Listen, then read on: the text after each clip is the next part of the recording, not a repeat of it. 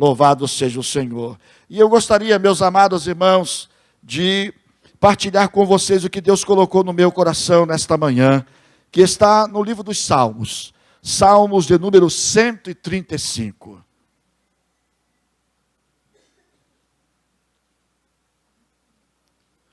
Salmos de número 135. E eu quero compartilhar com você a palavra de Deus nesta manhã, em nome do Senhor.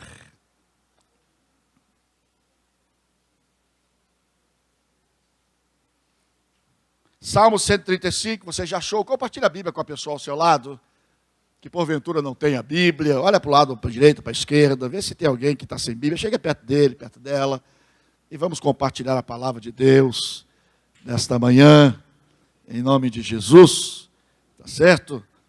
E vamos ler, mesmo assentados, reverentemente, solenemente, em nome de Jesus, a palavra de Deus. São apenas 21 versos, e nós vamos estar lendo este salmo. Muito bem, diz assim a palavra do Senhor: aleluia, louvai o nome do Senhor, louvai os servos do Senhor.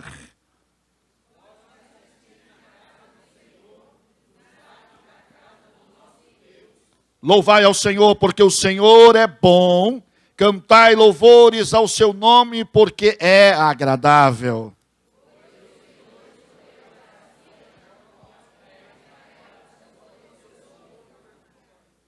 Com efeito, eu sei que o Senhor é grande e que o nosso Deus está acima de todos os deuses.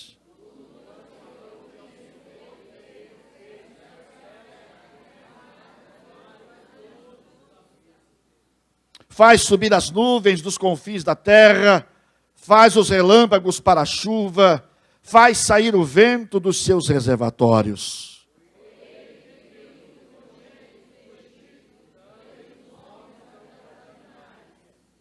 Quem no meio de ti, ó Egito, operou sinais e prodígios contra Faraó e todos os seus servos.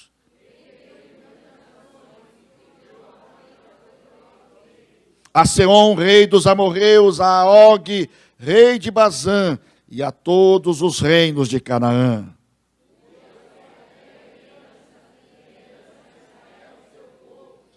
O teu nome, Senhor, subsiste para sempre. A tua memória, Senhor, passará de geração em geração.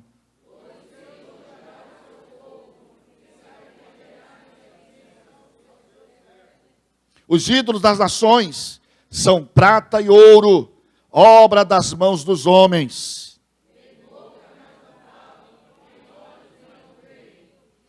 Têm ouvidos e não ouvem, pois não há alento de vida em sua boca.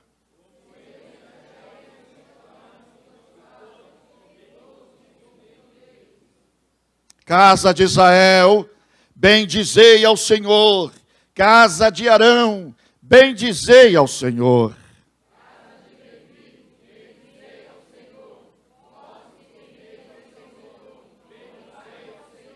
Desde Sião, bendito seja o Senhor, que habita em Jerusalém. Aleluia, louvai ao Senhor. Obrigado, Senhor, por esta porção da tua palavra. Louvamos-te, ó Deus, porque ela é vida, ela é poder na nossa vida. Portanto, Senhor, edifica-nos, consola-nos, exorta-nos, faz-nos melhor na tua presença. E que através do nosso viver o teu nome seja glorificado. Sirva-te da nossa vida para o louvor da tua glória, em nome de Jesus. Amém. Glória a Deus. Meus amados irmãos, eu gostaria de pensar com vocês à luz deste texto, mas, em primeiro lugar, contando uma história de um homem chamado Everett Stenhouse, um pastor americano que tinha um ministério bem sucedido, e ele tinha uma filha chamada Judy. Judy era uma menina muito querida, e quando Everett Stenhouse, ele referia-se à sua filha, os seus olhos se enchiam de lágrimas, seu rosto se banhava quando ele falava a respeito de Jude. E Jude, na verdade, ela havia morrido num desastre de carro alguns anos atrás. E ele falava sobre Jude quando ela tinha 3 anos de idade. E ela vinha ao seu escritório na igreja, porque ele morava ao lado da igreja. E ela vinha da sua casa à igreja, sabendo que o pai estava no escritório, meditando, trabalhando. E ela se dirigia ao escritório e chegou ao pai. O pai estava ocupado e trabalhando. E às vezes somos insensíveis para com os nossos filhos. Eu sempre digo que filho, ele deve ter atenção, mesmo que você não dê toda a atenção. Mas quando ele chega para chamar a sua atenção, você deve parar o que está fazendo e dar atenção, mesmo que você não possa atender ao seu pedido. E Jude chegou no escritório de Everett e chegou e pediu: pai, me dá uma moeda para eu comprar um salgadinho.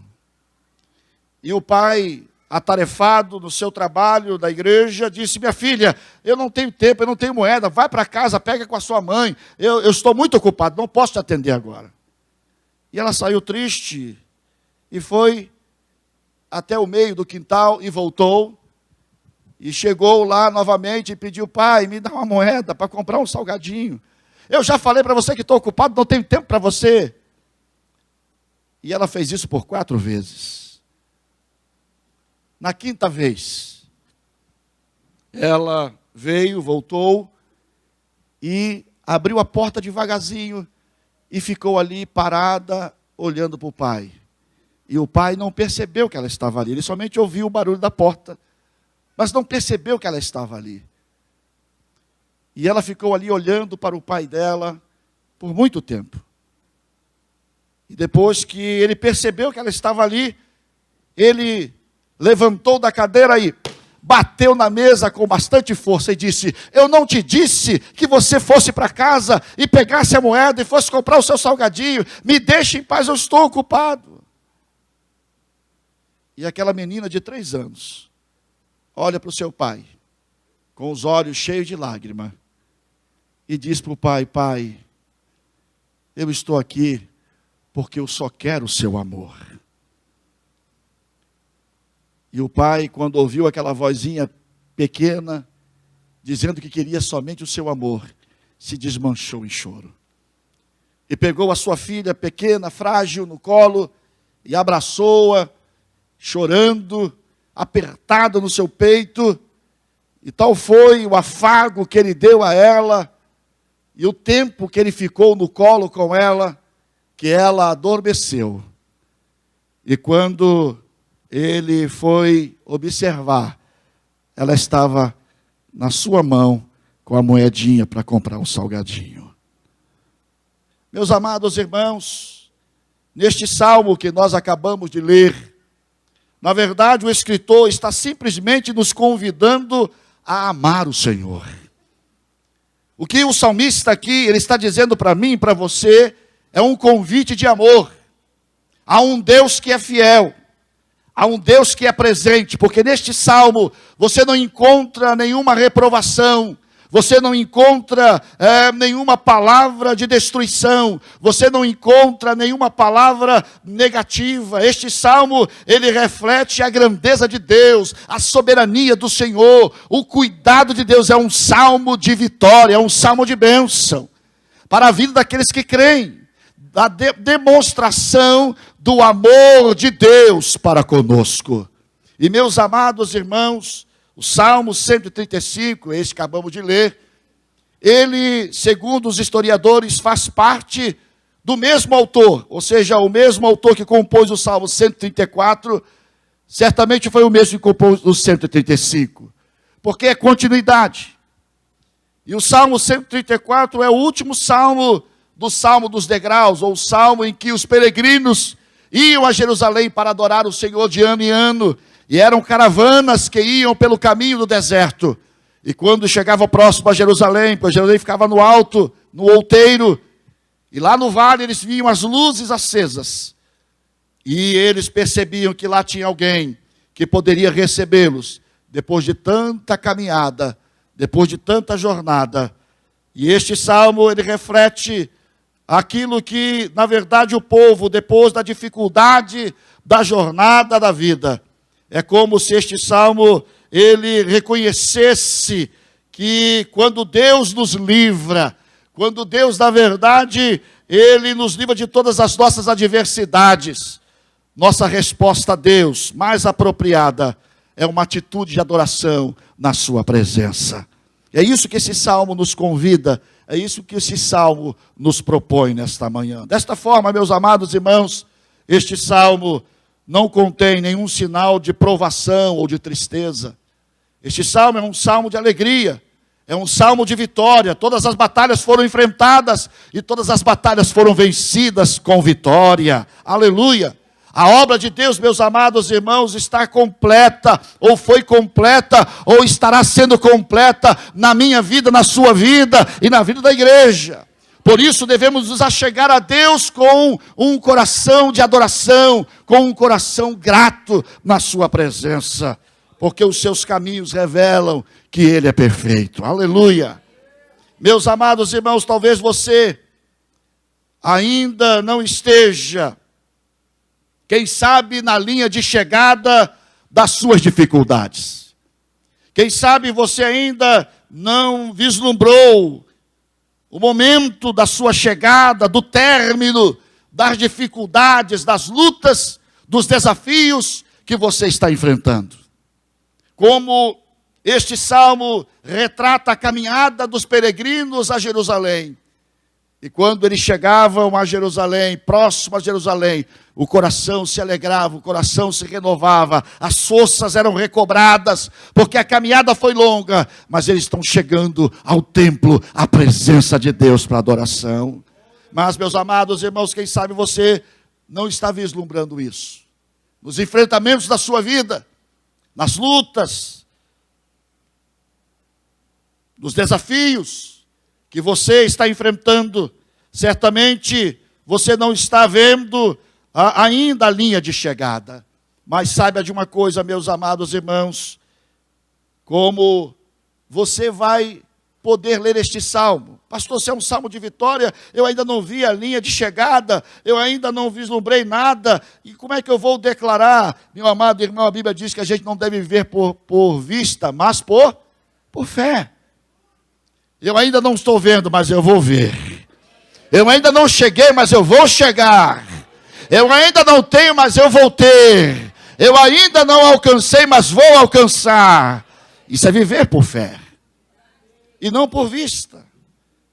E meus amados irmãos, certo dia um pastor, ele teve uma certa dificuldade, porque ele tinha que falar à esposa de um líder da sua igreja, que ele havia falecido, e ele não sabia como fazê-lo, porque ele estava fazendo esporte, estava praticando esporte, ele estava fazendo uma atividade esportiva, e nessa atividade esportiva ele infartou, e o pastor teria que dar a notícia àquela irmã, e que o seu marido havia morrido subitamente de um ataque cardíaco.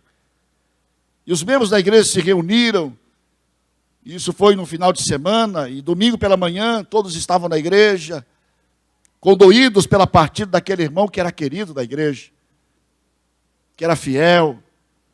E o povo se reuniu em choque, para estar junto com a família, e junto com todos os irmãos da igreja. Mas, uma coisa interessante, meus amados irmãos, que esta anunciação, essa situação,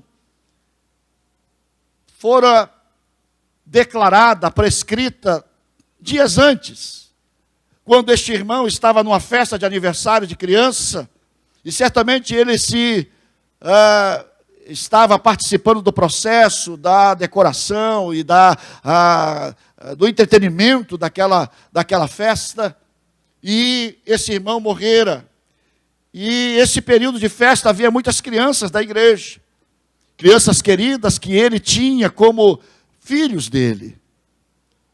E em meio àquele pesar, em meio àquela situação, uma criança que estava naquele evento de aniversário, vendo fantasiado de palhaço, e alegrando as crianças e participando com o seu sorriso alegre, com a sua atitude cativante. Em meio àquele funeral, aquele momento triste, aquele momento dolorido, adentra daquele momento uma criança vestida de palhaço. O momento não era tão festivo assim. Mas aquela criança adentrou aquele momento fúnebre, a aparência do palhaço destoava daquele momento. A aparência daquele palhaço destoava completamente da tristeza do momento. Mas aquela criança sabia o que estava fazendo. Porque aquele que estava sendo velado ou que estava sendo chorado era alguém que produzia nele alegria, e ele estava fazendo daquela forma a maior expressão de amor para com aquele que demonstrou amor para com ele, que cativou o seu coração. As pessoas não entenderam, mas eu quero dizer para você nesta manhã, meu amado irmão, minha irmã, que apesar de tudo, dizer a você que ame ao Senhor, dizer a você que adore a Deus quando o seu coração está abatido, dizer a você para que você adore a Deus, para que você ame a Deus, que louve ao Senhor quando o seu coração estiver entristecido, pode ser tão fora de lugar, tão fora de nexo, emocionalmente falando, quanto este menino vestido de palhaço no funeral. Pode parecer, meus amados irmãos, para você que apesar de tudo, você não pode sentir nenhuma vontade de louvar a Deus. Você não sente nenhum prazer de adorar o Senhor de forma sincera, quando o seu coração está triste, quando o seu coração está abatido. Quando você passa por sofrimento, quando você passa por angústia, você não tem prazer de adorar a Deus, você não tem a motivação de louvar ao Senhor de uma forma sincera. Você pode até fazê-lo, mas sem expressão do coração, sem expressão da sua alma. Esta é a razão, amados, porque este salmo está aqui incluso na Bíblia. Este salmo está aqui para ser muito útil a mim e a você. No momento em que você estiver passando por dificuldade, no momento em que você estiver passando por situações, quando você não tiver palavras, quando você não tiver nenhuma expressão para Deus, quando você estiver com o seu coração angustiado e não tiver palavras para expressar a Deus, você deve usar este salmo, você deve lê-lo, você deve fazer das suas palavras este salmo. Quando na verdade, meus amados, você não tiver vontade para dizer nada a Deus, porque você está angustiado, está pesado, leia este salmo. Quando na verdade, meus amados, sua reserva de gratidão já se esgotou, quando você não tem nenhum motivo para agradecer a Deus, você pode voltar a este salmo, a esta escritura, e fazer dele as suas palavras, orando-as como se fossem as suas, para que as suas forças sejam renovadas, deixando que o Espírito venha, na verdade, tirar do seu mundo pessoal as preocupações, tirar da sua carga emocional tudo aquilo que está pesando a sua vida e levá-lo para o universo da presença de Deus, mais amplo da verdade divina, aonde você pode manter o seu coração diante da presença de Deus. Apesar de tudo, a gente pode tirar dos momentos mais difíceis da nossa vida uma expressão de louvor. Porque apesar de tudo, meus amados irmãos, a gente precisa louvar o Senhor. A gente precisa adorar a Deus. Apesar de tudo. É isso que o profeta Abacuque propõe para mim e para você. Ainda que a figueira não floresça, apesar de, ainda que entre e roube, ainda que haja um acidente, ainda que a saúde falte, ainda que o dinheiro acabe, ainda que, apesar de tudo, eu ainda estarei louvando ao Senhor. E é isso que o salmista propõe para mim e para você nesta manhã. Não é loucura, não é insanidade, mas é uma atitude de quem confia em Deus e sabe que Ele é Deus e que mesmo que tudo falte, Ele vai continuar sendo Deus. Ele não vai mudar de ser Deus. Se porventura o carro acabar, se porventura o dinheiro acabar, a saúde for embora, Deus, Ele vai continuar sendo Deus. O que eu tenho que mudar sou eu é que tenho que mudar. Em relação a Deus, amá-lo porque Ele continuará sendo Deus, e eu tenho que louvá-lo, porque o verso 1 e verso 2 diz, aleluia, louvai o nome do Senhor, louvai os servos do Senhor. Vós que assistis da casa do Senhor, nos átrios da casa do nosso Deus. Este salmo é para mim e para você, querido. É para eu e você estarmos louvando ao Senhor, adorando a Deus. Bendizendo ao Senhor sempre, que nos seus lábios, que nos meus lábios, haja sempre uma adoração e um louvor ao Senhor. Porque, meus amados, os cuidados terrenos desaparecem quando, na verdade, gastamos tempo na presença de Deus, adorando ao Senhor, bendizendo o seu nome. Mesmo que as circunstâncias elas venham, mesmo que as lutas apareçam, o Senhor dará graça, dará estratégia, dará sabedoria para você resolver as situações. Apesar de tudo, louve ao Senhor. Apesar de tudo, adore a Deus.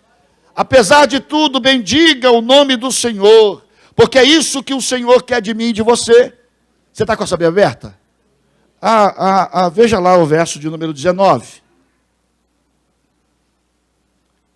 O verso 1 e o verso 2 fala para mim e para você. Mas o verso também 19, ele também em 20 fala para mim e para você. Olha o que diz o verso 19. Casa de Israel, casa de Arão, casa de Levi, e que mais? Vós que temeis ao Senhor, bendizei ao Senhor.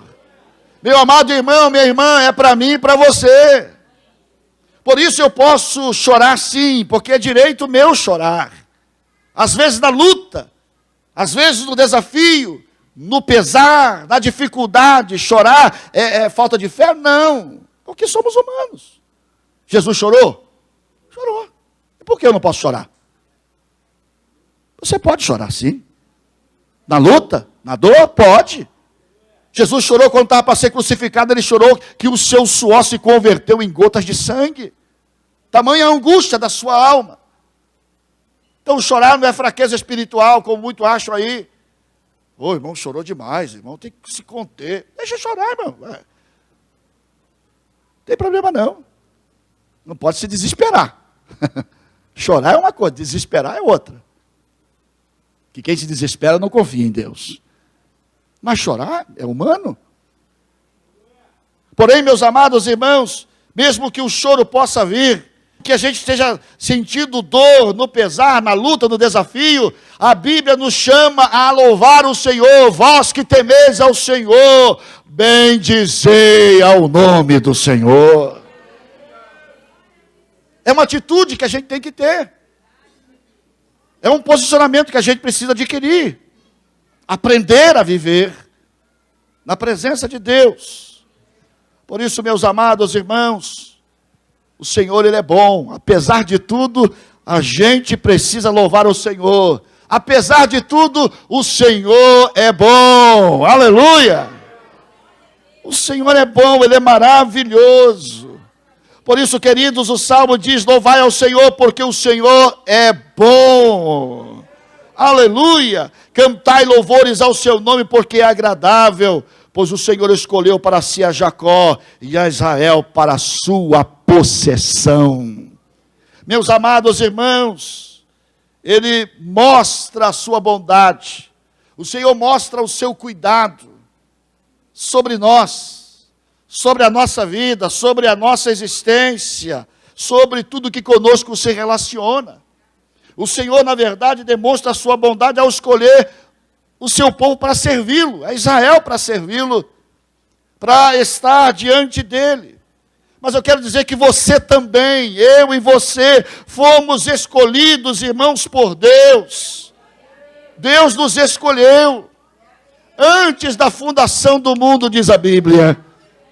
Ele escolheu a mim e a você, e ainda tem escolhido, porque a sua palavra diz que Ele ainda há de agregar aqueles que ainda hão de se salvar. E meus amados irmãos, Deus escolheu a mim e a você, e Ele, é verdade, Ele quer que você viva, compreenda todo esse mistério, que você compreenda isso na sua vida, mas com certeza, você na verdade, não é uma coisa barata ou descartável. Gostei muito da palavra do pastor Agno aqui, falando a respeito da oferta. Quando você vem aqui trazer a sua oferta, você não é mais um da multidão, não, você é especial para Deus.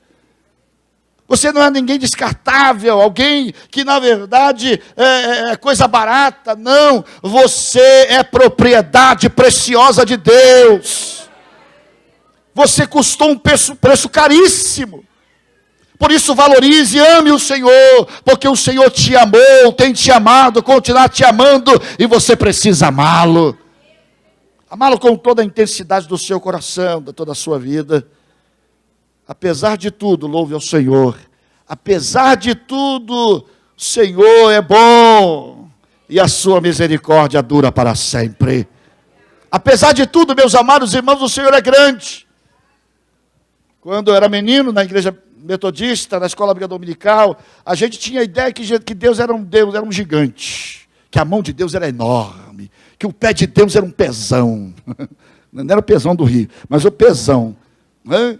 A gente tinha ideia, porque a professora contava as histórias, e a gente viajava, né, no mundo de Bob, pensando no Deus tão grande. Deus é grande, Deus é enorme, Deus tem um grande poder. E a gente, como criança, e eu ficava pensando nessa grandiosidade de Deus. Meus amados irmãos, a gente pode até fantasiar, a gente pode até viajar no mundo de Bob, mas que vale a pena saber que Deus é grande, vale. Saber que Ele é um Deus tremendo, um Deus grandioso, porque, amados, o texto diz, no verso 5 a 7, se você está com a sua Bíblia, acompanha comigo: com efeito eu sei que o Senhor é grande, e que o nosso Deus está acima de todos os deuses. Tudo quanto aprouve ao Senhor, Ele o fez, nos céus e na terra, no mar, e em todos os abismos. Faz subir as nuvens dos confins da terra, faz relâmpagos para a chuva, faz sair o vento dos seus reservatórios. Ele é grande, porque Ele tem o controle de todas as coisas. Ele tem um controle na sua mão. É como algumas pessoas que chegam em casa, né? Cansado, né, Luiz? Do trabalho. Eu sei que você não faz isso, mas chega em casa do trabalho, pega o controle, senta no sofá e fica lá. É, Samuel? Sim? Fica lá no controle da TV. Né? A esposa estava vendo até um negócio lá que ela estava interessada, aí o marido chega, muda. Você não está vendo o que eu estava vendo? A ADR. A ADR está instalada, né? Mas, na verdade, chega, não é esse controle do controle remoto. Deus tem um controle todo nas suas mãos. O mundo, diz a Bíblia, está nas suas mãos, na palma das suas mãos. Grandioso é o Senhor. Ele é grande, Ele é tremendo. Por isso, meus amados irmãos, Ele tem o mundo inteiro nas suas mãos. Suas mãos está o controle de todas as coisas. E eu quero perguntar a você, preste atenção. Será que Ele poderia realmente perder o controle sobre os eventos da sua vida? Se Deus é tão grande, será que Deus vai perder o controle dos eventos da sua vida? Meu amado irmão, como disse Abacuque, volta a repetir: mesmo que tudo fale, o Senhor continuará sendo grande. continuará sendo grande. Bendito seja o seu nome. Apesar de tudo, o Senhor é grande. Aleluia. Apesar de tudo, amados, o Senhor, Ele é redentor, Ele é aquele que redime a nossa vida, é aquele que resgata a nossa vida. E o verso 8 a 12 fala sobre isso, da redenção do Senhor, quando Deus tirou o povo do Egito, quando salvou do Egito, e levou para o deserto, e cuidou do povo, e não deixou faltar nada, manteve o povo salvo, manteve o povo cuidado. Eu quero dizer para você, que este Deus Redentor, Ele continua do mesmo jeito hoje. Cuidando, provendo, trazendo alívio, trazendo o calor que a gente precisa, trazendo, na verdade, o refrigério que a gente precisa. Ele é o mesmo Deus e Ele continua redimindo a nossa vida. Ele tanto ama o seu povo que o livra da servidão do Egito, como também, meus amados, Deus não agiu assim apenas com Israel. Ele tem agido comigo e com você. Ele tem livrado você, Ele tem livrado a minha vida de todas as gerações. Todas as nossas gerações têm sido livradas pelo Senhor. E eu quero perguntar para você, a segunda pergunta: você já agradeceu a Deus pela salvação que você tem recebido? Você tem amado a Deus porque Ele te salvou? Do que você era e do que você é hoje, você é grato a Deus? Você ama o Senhor por aquilo que Ele tem feito na sua vida? Pela salvação que Ele tem dado, pela rendição que Ele tem feito na sua vida? Apesar de tudo, o Senhor é redentor. Mas apesar de tudo é preciso comparar. É preciso que a gente compare. E eu quero chamar a sua atenção agora para o verso 15 e o verso 18. O verso 15 ao verso 18. Olha só que coisa interessante. Os ídolos das nações são prata e ouro, obra das mãos dos homens. Tem boca e não falam, tem olhos e não veem, tem ouvidos e não ouvem, pois não há alento de vida em sua boca. Agora presta atenção no versículo 18.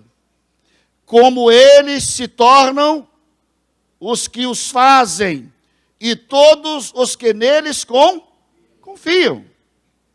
Meus amados irmãos, o que isso quer dizer para mim e para você? Você se parece com aquilo que você adora. Repita comigo. Eu me pareço com aquilo que eu adoro. O que é que você adora? Porque aquilo que você adora, você é semelhante. É isso que o Salmo está dizendo para mim e para você. Ele está dizendo, olha, você é semelhante àquilo que você mais adora. Você é semelhante àquilo que você mais venera. E preste atenção, meu amado irmão, minha irmã, que o Salmo aqui, ele está trazendo para mim e para você algo muito glorioso, libertador, restaurador na sua vida. Para que a gente possa viver o melhor de Deus. Você se parece com aquilo que você adora. Se adora um ídolo de metal, de prata, de pau, ou um ídolo intelectual, seja lá qual for o ídolo, você também passa a ser igual a ele. E o ídolo aqui diz que ele não vê, ele não ouve, ele não sente, ele não tem vida.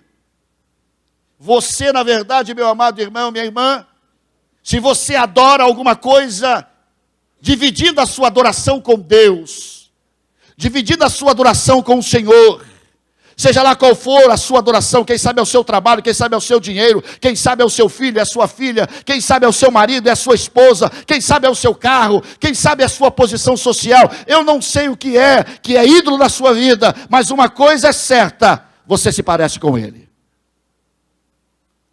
E Deus quer libertar você dessa idolatria, para que você viva a verdadeira adoração que agrada a Deus. A verdadeira adoração que agrada ao Senhor. Porque somos semelhantes àquilo que nós adoramos.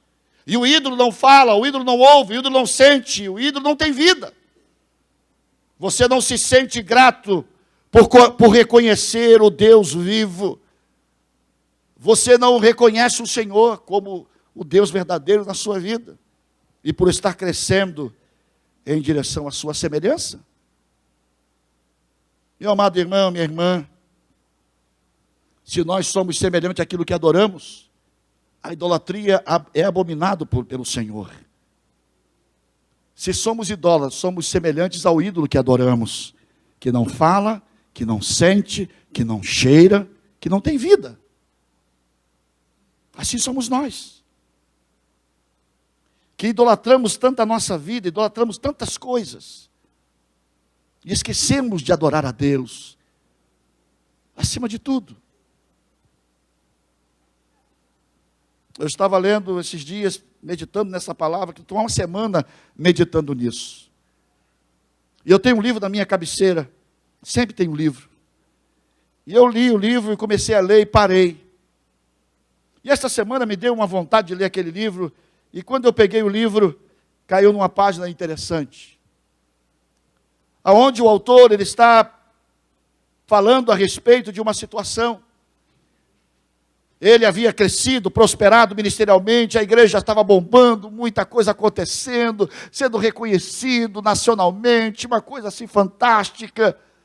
A igreja realmente bombando, e a igreja não tinha mais lugar, teve que alugar um lugar maior, e aquela coisa, feliz, o povo feliz, a igreja feliz, e ele também, em certo aspecto, feliz. Porém, havia um sentimento de tristeza na sua alma. Havia um sentimento de tristeza, de pesar, e ele não sabia o que era. E ele vai para o joelho orar ao Senhor, e Deus ministra o seu coração, porque ele tinha medo de perder a igreja. Será que vai continuar sendo assim? Será que de repente alguém não vai dividir a igreja? Será que vai acontecer um problema? Será que um filho meu morre? E, enfim, ele tinha tantas interrogações. E aí ele vai para o Senhor, vai para os pés do Senhor, dizendo: Senhor, Tu tens honrado o meu ministério, Tu tens abençoado, ó Deus, a igreja está crescendo, o Teu nome está sendo glorificado, ó Deus, é tanta coisa acontecendo, Senhor, mas esse sentimento na minha alma, Senhor, de perda, de medo, o que está acontecendo comigo? E o Senhor pergunta para ele, numa voz suave, naquele momento de oração, chega para ele e pergunta: de quem é a igreja? Ele fala: a igreja do Senhor.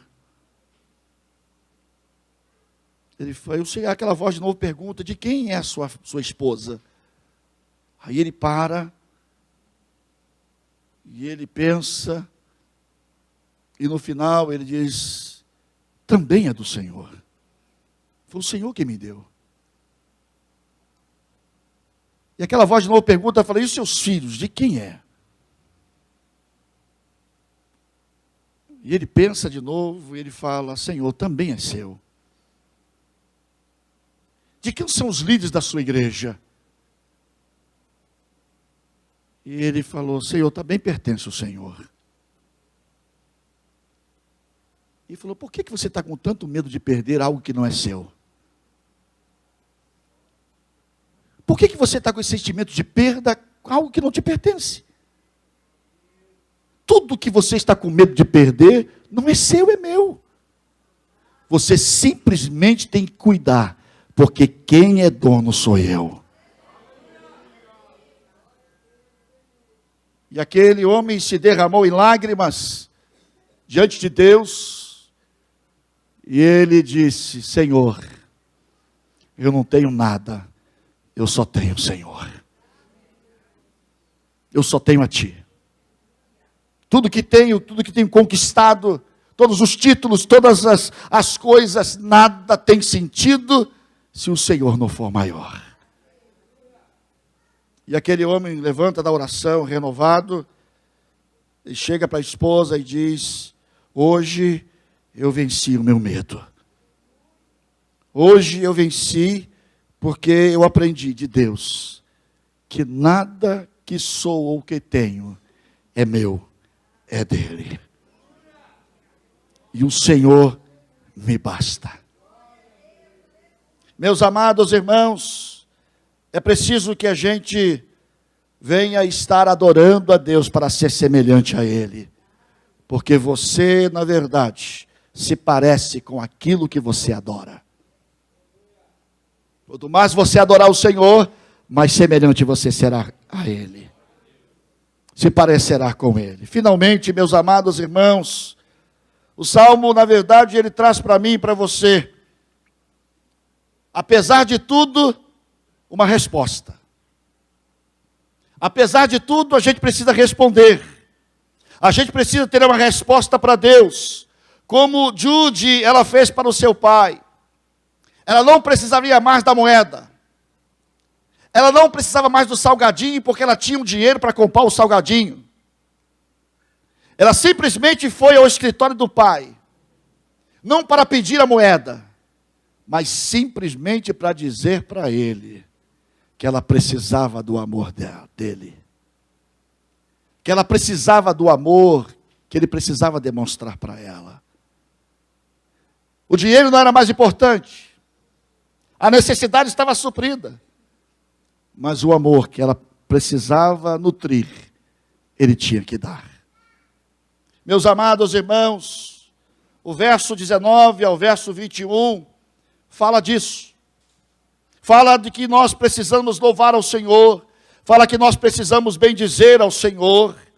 O salmo encerra-se como começou. Ele começa com adoração e encerra com adoração. Ele começa com louvor, termina com louvor. Ele começa exaltando o poder de Deus, termina exaltando o poder de Deus, porque tudo pertence a Deus. Tudo. Meu amado irmão, pense em uma coisa ao sair daqui. Não saia como você entrou. Pense diferente a partir de hoje. Você não é dono de nada. Nada. Nada menos que nada. Você não tem nada, meu irmão. Tudo que você tem pertence a um ser maior do que você, que é Deus. E Ele pode tirar a hora que Ele quiser. E não vai ter choro, desculpa, não vai ter choromela. Ele é Senhor. E Ele tem o controle de todas as coisas nas suas mãos. O controle está na mão de Deus. Eu preciso saber que Deus eu sirvo, que Deus adoro. Isso faz toda a diferença. Toda a diferença no nosso viver. Não importa em que contexto você esteja. Não importa em que situação você esteja. Se você adora um Deus grande, um Deus que é Senhor, um Deus que é Redentor, um Deus que é grande, um Deus que é maravilhoso, você desfrutará de tudo isso na sua vida. Você vai ter luta? Vai. Vai quebrar a perna? Vai. Mas vai consertar. O Senhor calcifica. O cabelo vai cair? Vai. Amém? O cabelo vai embranquecer? Embranquece. A doença chega? Chega. Os problemas surgem? Surgem. Mas Deus continua sendo Deus. Ele não vai deixar de ser Deus. Por isso, meu amado irmão, minha irmã, é preciso que você responda. E este salmo termina: louvai ao Senhor, bendizei ao Senhor.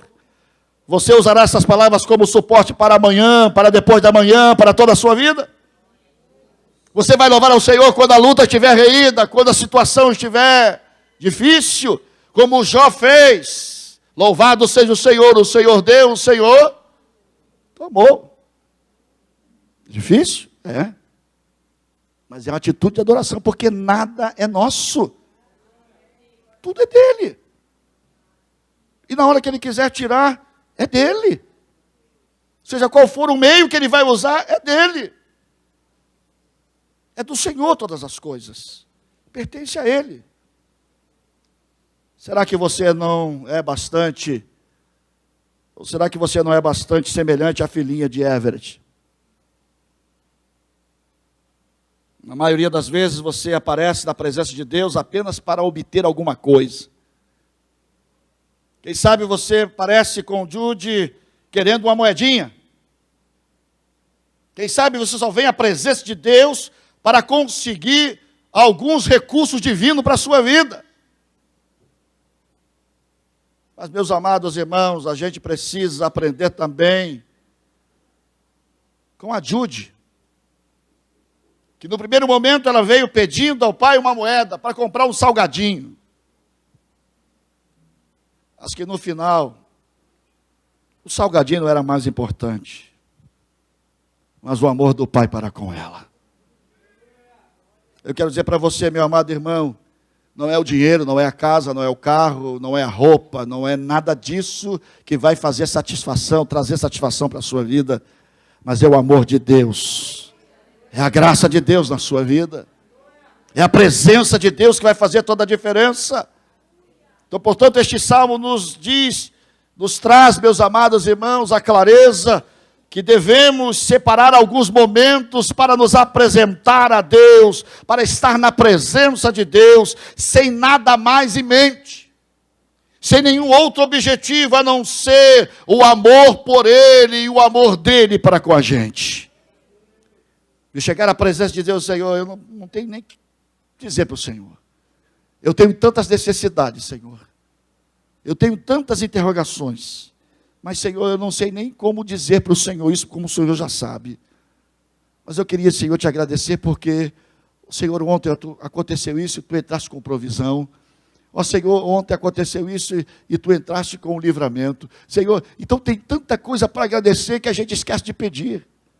Quando a gente reconhece o amor de Deus e o nosso amor para com Ele, nós entraremos dentro desta relação, que são 5 classes de pessoas. 5 classes. Primeira, Israel, Arão, que são os sacerdotes, Levi, que são os adoradores, e diz mais o quê? Vós, todos que temeis ao Senhor. Deus, Ele coloca todas as pessoas inclusas na adoração da sua presença. E eu quero desafiar a você nesta manhã, desafiar a você a tomar uma atitude de amor a Deus, de adoração ao Senhor, de você, na verdade, assumir um compromisso com Deus, não é comigo. Eu quero desafiar a você por 30 dias. 30 dias a você amar a Deus. Durante 30 dias você vai amar a Deus incondicionalmente. Eu quero desafiar a você durante 30 dias. Depois dos 30 dias, nós vamos reunir vocês. Eu não vou impor sobre você. Você é voluntário. Você é voluntário. Mas eu gostaria que você em sua casa, como diz o texto, como diz a palavra do Senhor, casa de Israel, bendizei ao Senhor. Casa de Arão, bendizei ao Senhor. Casa de Levi, bendizei ao Senhor. Vós que temeis ao Senhor, bendizei ao Senhor.